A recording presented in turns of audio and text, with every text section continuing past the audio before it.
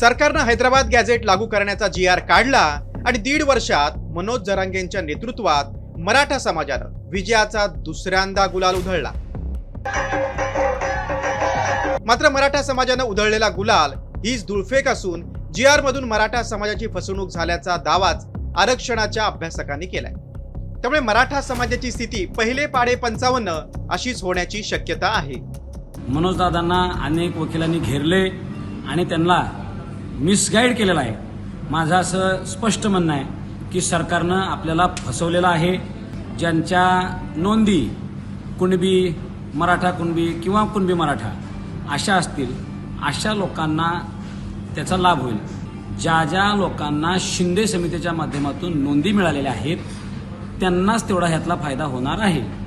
दुसरी गोष्ट सांगतो, ज्या गावांमध्ये मराठा समाजाला नोंदच सापडलेली नाही अशाला अजिबात काही लाभ होणार नाही। त्यामध्ये असं लिहिलं आहे की सरकार विचार करत आहे। ज्यावेळेस सरकार निर्णय होईल आपण स्वागत करू। आज हा विचाराचा कागद आहे, त्यामुळे मी हा प्रश्न उपस्थित केला। मला लोकांनी तुमच्यासारख्यांनी प्रश्न विचारला, हा GR आहे याचा उपयोग आहे का? तर मी सांगितलं हा GR नाही आहे, याचा उपयोग आज नाही आहे। ज्या दिवशी उपयोग होईल त्यावर आपण चर्चा करू। जरांगेंनी मात्र हे अमान्य करत अभ्यासकांनाच फैलावर घेतलंय। तर मराठा आरक्षणाच्या GR वर चर्चा होत असताना अभ्यासक ताजमध्ये झोपल्याचा खोचक टोला मराठा आरक्षण उपसमितीचे अध्यक्ष विखेंनी लगावलाय। विश्वास ठेवू नका, हे तुमचं पोरग आहे। तुमचं पोरग मनोज जरांगे चुकीचं काम करणार नाही, झालं तरी जीव जोस तर तुमच्या लेकरा बाळासाठी लढल। लय लेकरं मोठे केलेत समाजाचे, पुढे लय करणार। विश्वास ठेवू नका, हे सगळं परफेक्ट आहे।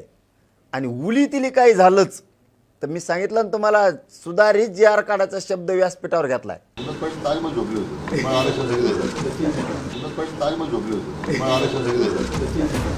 मात्र आरक्षणाच्या या वादात फक्त मराठा अभ्यासकच नाही तर विरोधी पक्षांनीही उडी घेतली। काँग्रेसचे नेते विजय वडेट्टीवारांनी GR ची चिरफाड केली। राहिला अनेकांचं मत असं आहे की दोनही बाजूंना आता प्रतिक्रिया येत आहेत की या GR मुळे मराठ्याला काही मिळणार नाही, पण OBC समाजांची भावना अशी आहे की या GR मुळे OBCंचं प्रचंड नुकसान होणार। आता हैदराबाद गॅझेटच्या अंमलबजावणी संदर्भातील GR वरून राज्यात वाद पेटला असताना कोणत्या मुद्द्यांवर आक्षेप घेतला जातोय ते पाहूया। गॅझेटमधील नोंदी विचारात घेऊन पात्र व्यक्तींनाच प्रमाणपत्र मिळणार।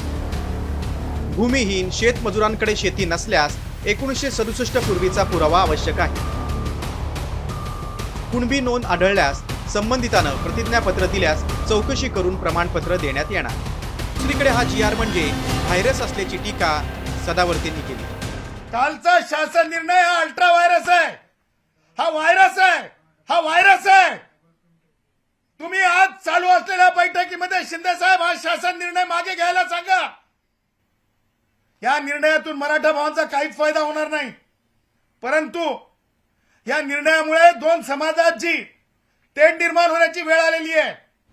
वाशीतील आंदोलनाच्या वेळी तत्कालीन मुख्यमंत्री एकनाथ शिंदेंनी अध्यादेशाच्या मसुद्यात ज्या गोष्टींचं आश्वासन दिलंय तेच या GR मध्येही दिसून येते।